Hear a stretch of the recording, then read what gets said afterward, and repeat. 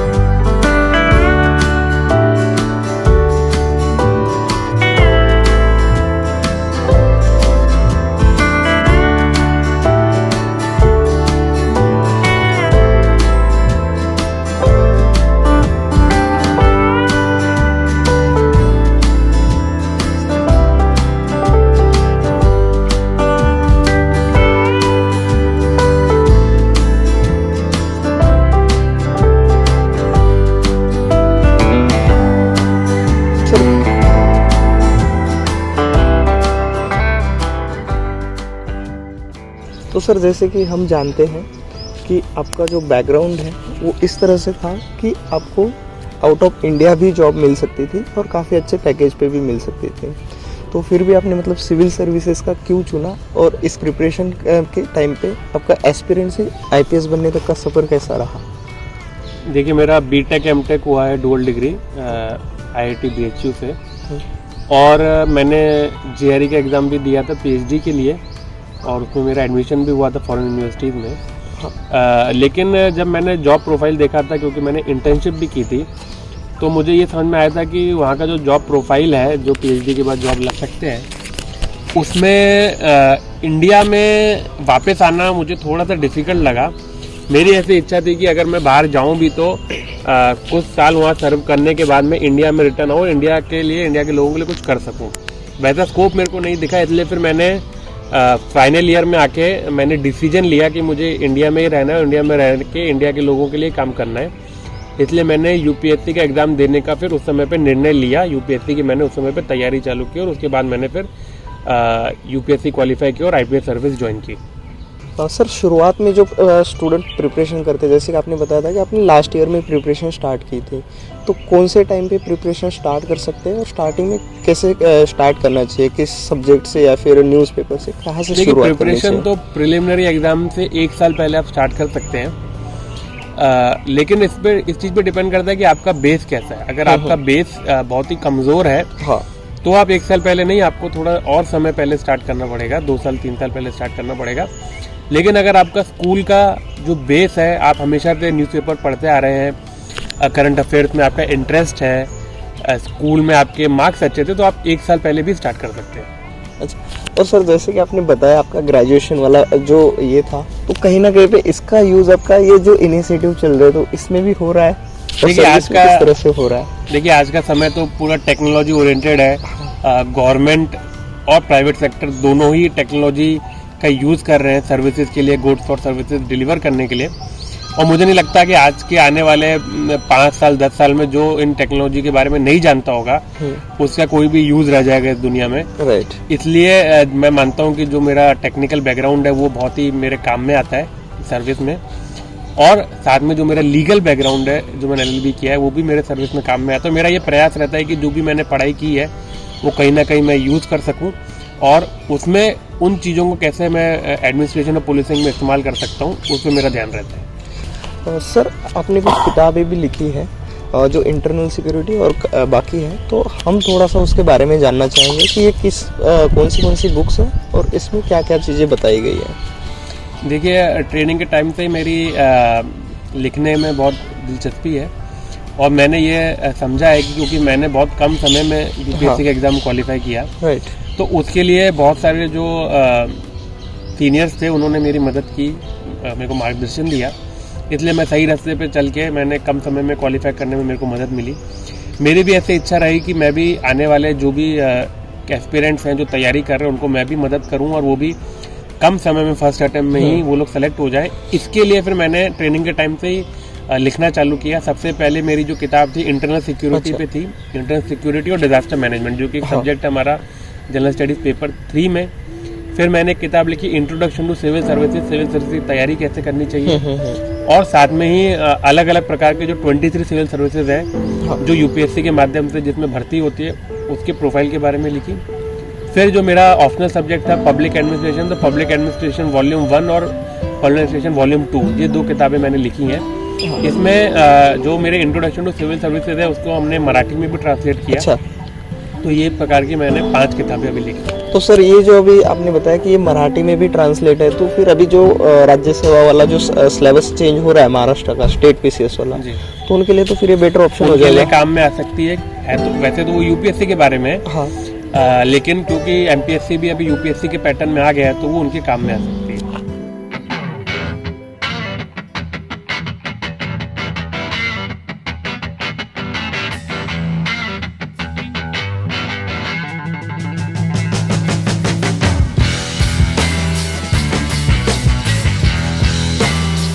सुबह से लेकर, क्योंकि अभी रात के लगभग 10 बज रहे हैं, तो सुबह से आपका शाम तक किस तरह से दिन रहा है, क्या दिनचर्या रही है? नहीं, आज का दिन हेक्टिक था क्योंकि अभी चुनाव आयोग की भी बैठक थी और अभी लोकसभा चुनाव आने वाले हैं और लोकसभा चुनाव से पहले अभी राम मंदिर प्राण प्रतिष्ठा का भी जो कार्यक्रम है उसके हिसाब से कायदा व व्यवस्था बनाने की जो जिम्मेदारी है, तो उसी प्रकार से उसकी तैयारी, पूर्व तैयारी चालू है। क्योंकि 21 तारीख कल से और परसों को सभी यहाँ पे जो मंदिर है वहाँ पर मंदिरों में प्राण प्रतिष्ठान के कार्यक्रम होंगे। कई जगह पर मिरणुक है, कई जगह पर शोभा यात्रा है और आरती का लाइव प्रसारण वगैरह होगा। इसमें जो दूसरे समुदाय हैं वो समुदायों में क्या कहते हैं, पीस बना रहे, शांति बनी रहे और उसमें इसकी कोई प्रतिक्रिया ना हो, उसके हिसाब से जगह जगह पर पुलिस बंदोबस्त रहेगा और उसकी पूर्व नियोजन करने की अभी तैयारी चालू है जी। और सर इसके अलावा कई सारे ऐसे इवेंट्स होते हैं जिसमें पुलिस डिपार्टमेंट का काफी एक्टिव रहना पड़ता है, तो ऐसे टाइमिंग में मतलब छुट्टी वगैरह या फिर कुछ किस तरह से इनका मतलब हेल्थ वगैरह का भी चीजें ध्यान में रख के उस हिसाब से ड्यूटी दी जाती है? पुलिस अधिकारी और पुलिस कर्मचारी रहते हैं, तो अभी महाराष्ट्र पुलिस ने पुलिस कर्मचारियों में तो भी रोटेशन रखा है। 8 घंटे या 12 घंटे की ड्यूटी का रोटेशन रहता है। तभी जब 24 घंटे का बंदोबस्त रहता है, अगर बड़ा बंदोबस्त जैसे मुख्यमंत्री प्रधानमंत्री आ रहे हैं तब तो एडिशनल ड्यूटी सबको करनी पड़ती है। लेकिन आमतौर पे हम लोग को ये कोशिश करते हैं कि ड्यूटीज का रोटेशन हो, वर्कलोड किसी पे ज़्यादा नहीं है। लेकिन अधिकारियों को ऑफ कोर्स क्योंकि कम होते हैं तो उसमें वर्कलोड बढ़ता है और ड्यूटी रोटेशन करना पॉसिबल नहीं हो पाता, लेकिन उसमें भी कोशिश रहती है कि ड्यूटी रोटेशन हम लोग करें। हालांकि मैं बात को मानता हूँ कि हमेशा ड्यूटी रोटेशन करना पॉसिबल भी नहीं हो पाता वर्कलोड को समझते हुए, और खास करके जो लोग इंचार्ज रहते हैं, पुलिस स्टेशन इंचार्ज है या सब डिवीजन के इंचार्ज हैं और जिले के इंचार्ज हैं जैसे मैं हूँ, तो उसका कोई ऑल्टरनेटिव नहीं है, तो उसमें तो उनको ड्यूटी करनी ही करनी है।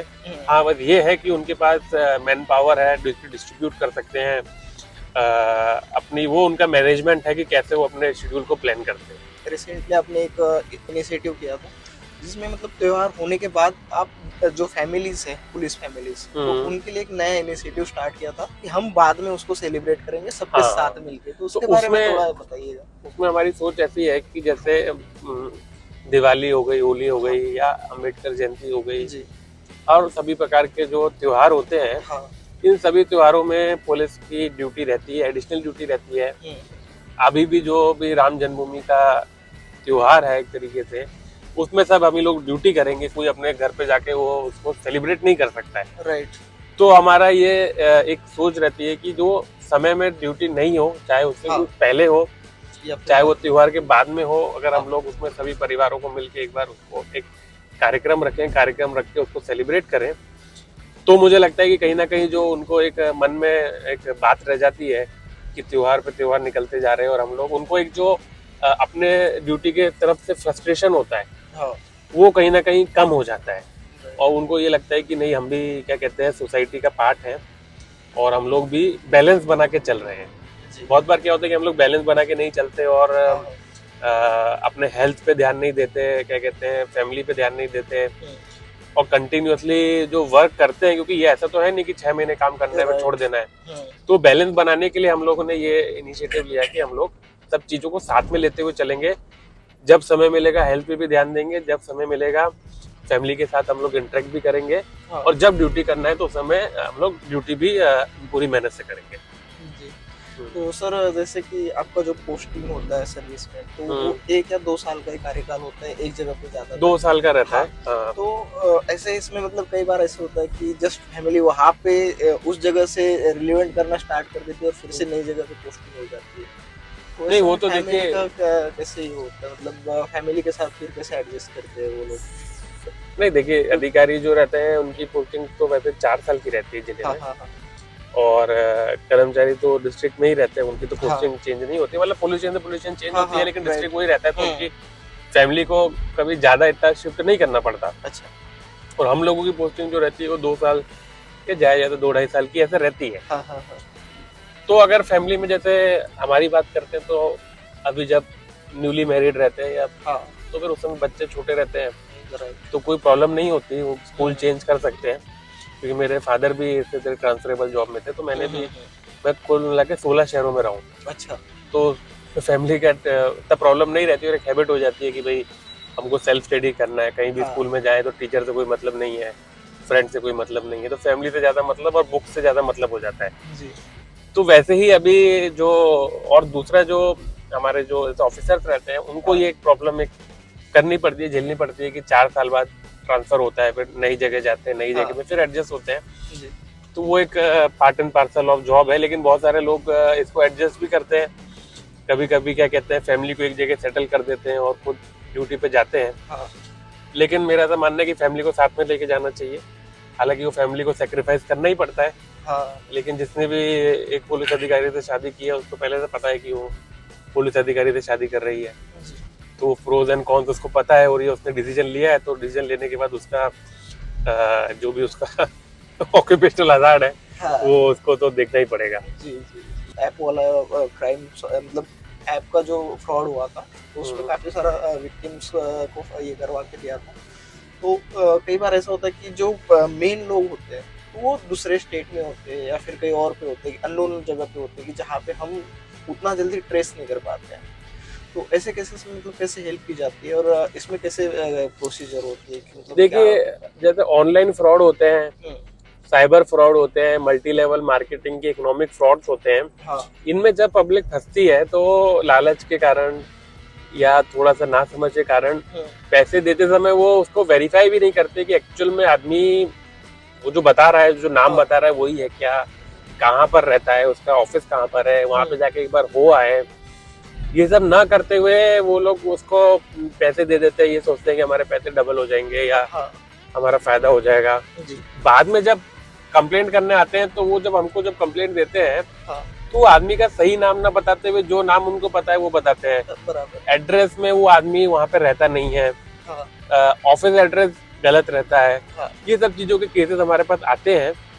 हम लोग कोशिश करते हैं कहीं ना कहीं उसके कॉल रिकॉर्ड से उसका एक्चुअल नाम मिल जाए, ऑल्टरनेट नंबर से मिल जाए या फिर बैंक अकाउंट डिटेल से कहीं उसका एक्चुअल में नाम मिल जाए।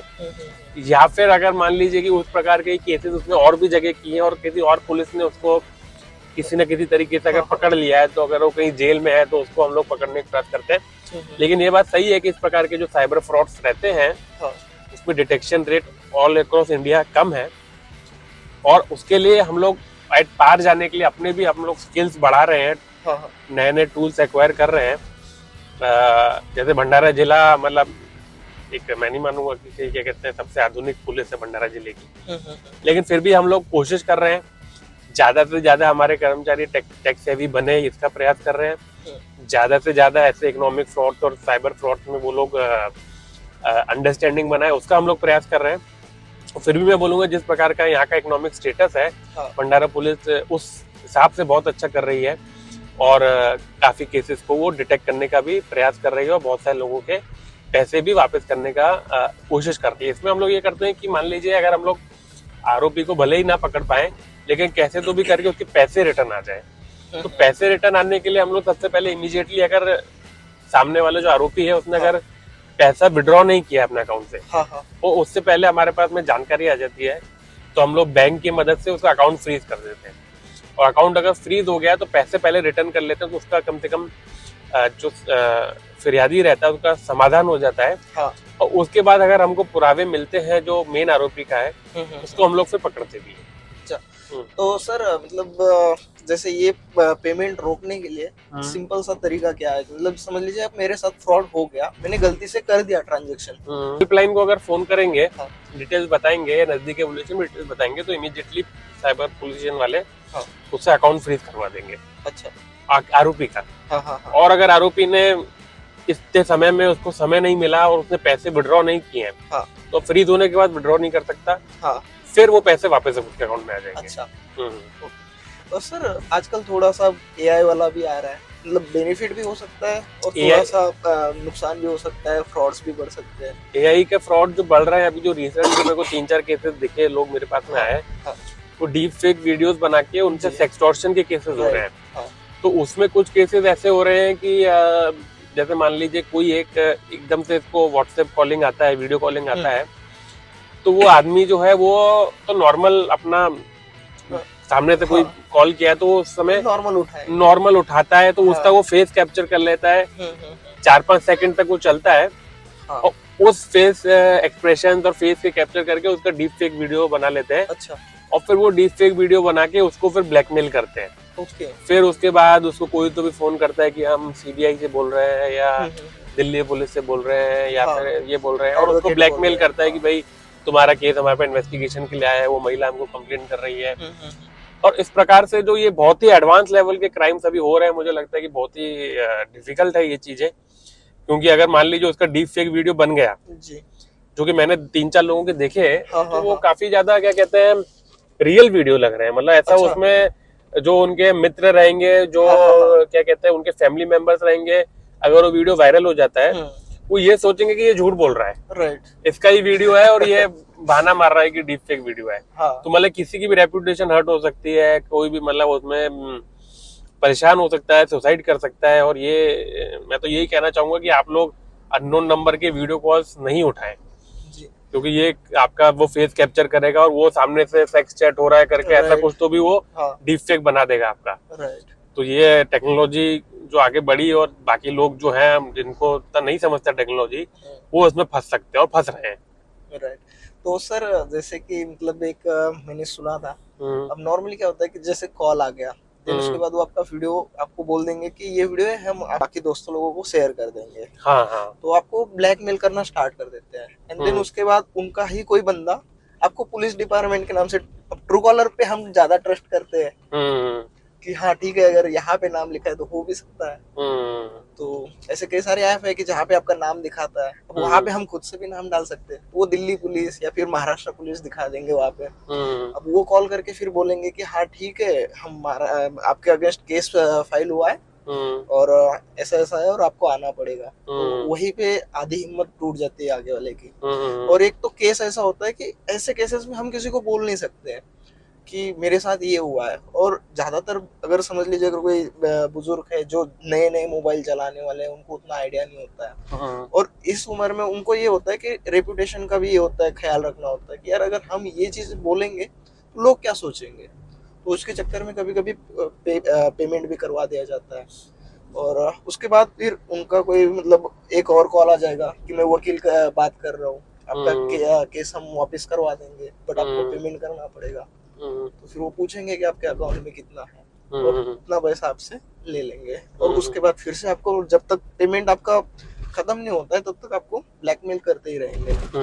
तो सर ऐसे केसेस में हम मतलब जो विक्टिम होते हैं तो उनको ये लगता है कि हमारा रेपुटेशन खराब ना हो, तो ऐसे केसेस में हम आइडेंटिटी उनकी कहीं पे लीक ना हो और उनका पैसा मतलब वो सेव भी हो जाए, उनको कोई दिक्कत भी ना आए। तो ऐसे केसेस में हम क्या करते हैं? ये देखिए, विक्टिम की आइडेंटिटी हम लोग तो सीक्रेट ही रखते हैं। हमारे पुलिस डिपार्टमेंट से या साइबर पुलिस से लीक नहीं होता कभी। लेकिन क्या है कि वो जो आरोपी है जो उसको ब्लैकमेल कर रहे हैं, तो ये थोड़ा सा सिस्टम इतना सिंपल नहीं है, मैं बोलूंगा।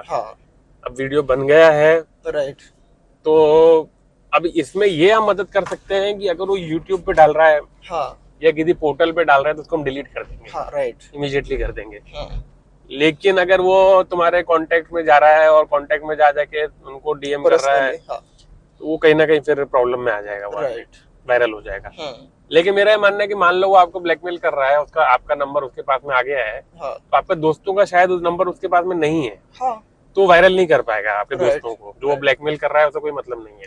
तो उसके लिए सर कहीं ना कहीं पे हमारे ऐप्स भी तो ये है ना कि हम बिना कुछ पढ़े सीधा उसको पूरा एक्सेस दे देते हैं। हाँ, नहीं तो वो उनके पास वो ऐप नहीं है ना, वो तो ऐप के पास हाँ, जाएगा ना। हाँ। में आपका नंबर नहीं है करके वो तो ये आपको आपको मतलब सोशल मीडिया पे ही देखेगा। ये आपको ऐसे ही ब्लैकमेल कर रहा है। हाँ। तो आप क्या करेंगे, अपना सबसे पहले अपना लिस्ट को लॉक कर दें, अकाउंट प्राइवेट कर दे, तो आपके फ्रेंड्स को वो मैसेज नहीं कर पाएगा, वो देख नहीं पाएगा आपके फ्रेंड्स कौन से हैं, आपके फ्रेंड्स कौन आपको फॉलो कर रहा है और जो भी चीजें हैं वो नहीं देख पाएगा। तो फिर वो जो ब्लैकमेल कर रहा होता है कोई मतलब नहीं रह जाता।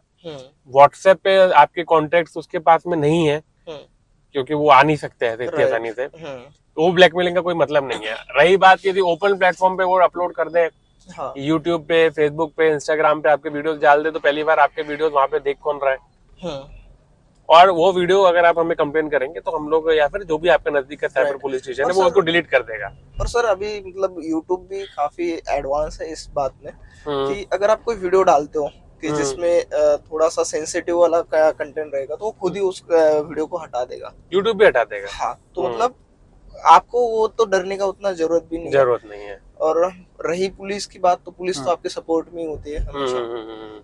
होते हैं कि जहाँ पे थोड़ा सा फ्रॉड वाला भी होता है कि जैसे मुझे मतलब पेमेंट की जरूरत है तो मैं प्ले स्टोर पे गया या फिर क्रोम पे गया, कुछ ऐप्स सर्च कर लिए, अब वहाँ पे बिना देखे मैंने बिना वेरीफाई किए या फिर उनके रिव्यू वगैरह न करते हुए, जैसे प्ले स्टोर पे रिव्यू होते हैं कि इनका ऐप सच में सही है या फिर फ्रॉड है, तो ऐसे केसेस में लोग उतना ज्यादा ध्यान नहीं देते, उसको इंस्टॉल कर लेते हैं। तो इन ऐप के इसमें आपका क्या ये है कि जो मतलब फ्रॉड होते हैं कि आपको 5,000 डाल देंगे, देन उसके बाद दूसरे दिन से आपको पेमेंट के लिए ब्लैकमेल करना स्टार्ट कर देंगे कि हाँ आपके नंबर्स हमारे पास है, आपके फोटोज हमारे पास है। अच्छा, वैसा? हाँ, तो वो तो पहली बात तो ऐसे ऐप्स के लिए वो पहले ही वार्निंग दे देता है। हाँ, प्ले स्टोर वार्निंग दे देता है आपको। बहुत सारे ऐसे ऐप रहते हैं जो प्ले स्टोर पे नहीं रहते, आप लोग उसको गूगल पे डाल के डाउनलोड करते हैं। राइट। तो ऑफकोर्स वो तो पहले ही समझ में आ जाना चाहिए अगर प्ले स्टोर पे नहीं रखा है। जैसे मैंने आपको बताया था हमारा भंडारा में जो बोरा ऐप का केस हुआ था, बहुत ही विचित्र बात है कि बोरा ऐप बहुत लोगों ने डाउनलोड किया, बोरा ऐप में पैसे लगाए, लेकिन बोरा ऐप प्ले स्टोर पे नहीं था। लिंक भेज के लोगों ने डाउनलोड किया। तो इस तरीके से अपन ने अलर्ट हो जाना चाहिए कि प्ले स्टोर ने अगर उसको लिस्ट नहीं किया है या ऐप स्टोर ने लिस्ट नहीं किया है तो ऑथेंटिक नहीं है। हाँ, और दूसरी बात, मान लो प्ले स्टोर पे लिंक्ड भी है और आपके सारे कॉन्टेक्ट उसके पास में चले गए, या आपने उसको एक्सेप्ट कर लिया कि access to all the contacts और access to all the photograph, तो अगर उसके बाद चले गए तो अगर वो ब्लैकमेल कर रहा है तो आप उसके ब्लैकमेल में ना फंसे, क्योंकि अल्टीमेटली अगर आपने कुछ गलत नहीं किया है तो वो उसको क्या शेयर करेगा। और अगर आप ब्लैकमेल में फंसेंगे, उसको कुछ पैसे देंगे तो उसकी कोई एंड नहीं है, लिमिट नहीं है। वो आपसे मांगता रहेगा जब तक आपको अल्टीमेटली 15 दिन बाद, 20 दिन बाद, 25 दिन बाद मदद मांगने आना ही पड़ेगा। तो वो उसमें ना फंसते हुए पहले दिन ही आ जाए। और कहना चाहूंगा, बट उसमें कुछ ऐप है तो उसमें क्या होता है कि जैसे समझ लीजिए अब कोई नई मूवी आई है, तो अगर आपको वो वीडियो देखना है तो वो आपको लिंक दे देंगे, आप उस ऐप को डाउनलोड कर लो एंड देन उसके बाद वहाँ पे लिंक पे क्लिक करके देन वो ओपन हो जाए। जैसे मांगते हैं, है ना, जैसे आपका मोबाइल नंबर मांग लेंगे, गैलरी वगैरह का एक्सेस ले लेंगे, और उसमें आपको बिना बताए वो ऑटोमेटिक वीडियोस और वो सारी चीजें अपलोड करवा देंगे। हम उतना ध्यान नहीं देते। अब जब तक आपकी 3 घंटे की मूवी खत्म होगी तब तक आपके आधे से ज्यादा फोटोज और वीडियोस वहाँ पे अपलोड हो जाएंगे, और फिर वो चीजें वहां से उसी ऐप पे फिर आपकी वायरल हो जाएगी, फिर या फिर कहीं और पे वायरल हो जाएगी। तो ऐसे केसेस में मतलब क्या होता है कि या फिर इसमें सेफ्टी कैसे ध्यान देनी चाहिए, क्योंकि कई बार ये फॉरेन ऐप्स वगैरह डाउनलोड करते हैं अगर, तो ये मान के चलिए कि फिर आप उसमें ट्रबल में फंस सकते हैं। हाँ, क्योंकि फॉरेन ऐप्स है, कौन सी कंट्री में बने हैं, उसको ट्रेस करना कितना डिफिकल्ट है या इजी है। तो इसमें तो प्रिवेंशन ही सबसे बड़ा तरीका है, अवेयरनेस और प्रिवेंशन। क्योंकि सीधी सी बात है, अगर कोई भी नॉर्मल आदमी ऐसे ऐप डाउनलोड करके उसमें टाइम पास तो नहीं करेगा। ये आप लोग अगर गलत चीज करने जा रहे हैं, ये चीजें ऐप मिलते कहाँ हैं जब आप पायरेटेड मूवी सर्च करते हैं। पायरेटेड सॉफ्टवेयर के लिए सर्च करते हैं, राइट। तो वो बेसिकली बैंड है। पायरेटेड म्यूजिक के लिए सर्च करते हैं, MP3 डाउनलोड करने का प्रयास करेंगे, हाँ। तो ये सब चीजें आपको वहां पर आके आपकी फंसेंगी। यहाँ पे आप डार्क वेब में जाएंगे, डीप वेब में जाएंगे, तो वहां पे इस तरीके के एडवर्टीजमेंट्स और आपको कहीं ना कहीं फंसाने का प्रयास होगा। तो आपने ये समझ में आता है कि भाई आप ही कुछ गलत कर रहे हैं तो आप फंस जा रहे हैं। तो इस चीजों को आपने अवॉइड करना चाहिए और ऑथेंटिक चीजों को आपने एक्सेस करना चाहिए। अब आप मान लीजिए कोई अननोन सा ऐप डाउनलोड कर लेंगे, कोई बुक्स का ऐप डाउनलोड कर लेंगे, कोई मूवीज का ऐप डाउनलोड कर लेंगे, तो फिर इसको आपने अवॉइड करना चाहिए। और अल्टीमेटली आपका उधर से वायरस आएंगे, सभी प्रकार के ट्रोजन्स आपके मोबाइल में डाउनलोड हो जाएंगे। आपका मोबाइल की सिक्योरिटी, आपने कुछ उसमें फायरवॉल डाला है कि नहीं डाला है, कोई उसमें एंटीवायरस है कि नहीं है, उसके बाद भी अगर आप ये सब करेंगे तो कहीं ना कहीं आपका पूरा जो सिक्योरिटी है कॉम्प्रोमाइज हो जाएगा। आपकी फाइल्स जो है ट्रांसफर हो जाएंगी, फोटोज ट्रांसफर हो जाएंगी। और खास करके एंड्रॉयड मोबाइल में ये चीजें, सिक्योरिटी फीचर्स उतने अच्छे नहीं होते हैं, तो वो आपका पूरा मोबाइल कॉम्प्रोमाइज हो जाएगा। और अगर आपकी उसमें अगर प्राइवेट फोटोग्राफ्स हैं, प्राइवेट वीडियोज हैं, तो फिर आप ट्रबल में फंस सकते हैं। तो वो थोड़ा आपने ध्यान देना चाहिए। And what do you think about mafias? Mafia तो रिसाइडिविस्ट हो गए। माफिया बेसिकली वो लोग होते हैं जो जिनका बिजनेस क्राइम के ऊपर चल रहा है, जैसे एक्सटॉर्शन करके क्राइम कर रहे हैं, ब्लैकमेलर्स हैं, तो उनका कोई और सोर्स ऑफ इनकम नहीं है, उनका यही है। जैसे कि कंपनी उन्होंने बना ली पूरी, कंपनी में कोई बॉस है, बॉस के उन्होंने लोगों को रिक्रूट किया है, रिक्रूट करने के बाद वो किडनैपिंग करेंगे, किडनैपिंग करके एक्सटॉर्शन करेंगे, रैंसम मांगेंगे, फिर कोई इलीगल एक्टिविटी करेंगे, इलीगल एक्टिविटी के थ्रू वो लोग पैसे कमाएंगे। तो उनका बेसिकली एक सिंडिकेट है, और सिंडिकेट का काम ही यही है कि करना। ऐसे में जो लोग होते हैं वो बेसिकली जो बॉस है वो तो रिसाइडिविस्ट ही है, लेकिन कभी कभी जिसको उसने चुना है वो रिफॉर्म हो सकते हैं, जो उसके अंडर में काम कर रहे हैं।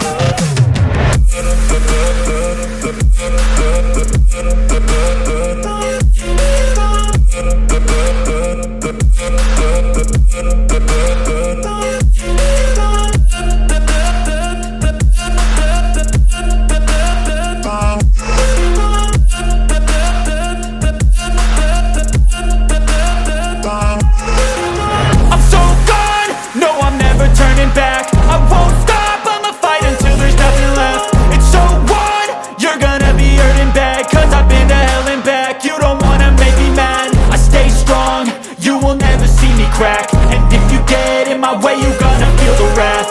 Gotta say it to my face while he's looking back. Mirror breaks out. Sir हमारे चैनल के जो सब्सक्राइबर हैं जो यूपीएससी की तैयारी करना चाहते हैं या पुलिस डिपार्टमेंट से जुड़ना चाहते हैं तो उनके लिए आपका क्या संदेश है? देखिए, सबसे पहले तो मैं आपको बधाई दूंगा कि आपके चैनल में बहुत सारे सब्सक्राइबर्स हैं, अराउंड 600 के सब्सक्राइबर्स हैं जी।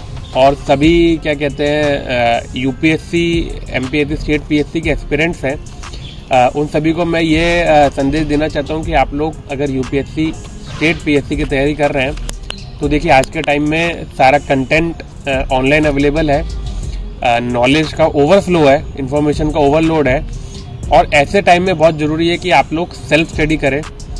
सेल्फ स्टडी के माध्यम से आप लोग जो जीन्युइन किताब से हैं, जीन्युइन बुक्स हैं, उससे आप लोग पढ़ें, जीन्युइन न्यूज़पेपर से आप लोग पढ़ें। ये दो चीज़ें बहुत ही इंपॉर्टेंट हैं।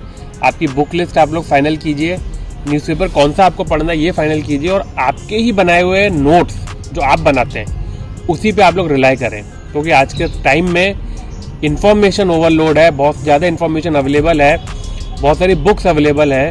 अगर आप इन सभी चीज़ों को ब्राउज करने लग जाएंगे तो कहीं ना कहीं आप उसमें ही खो जाएंगे और आपकी तैयारी एक लिमिटेड टाइम पीरियड में नहीं हो पाएगी।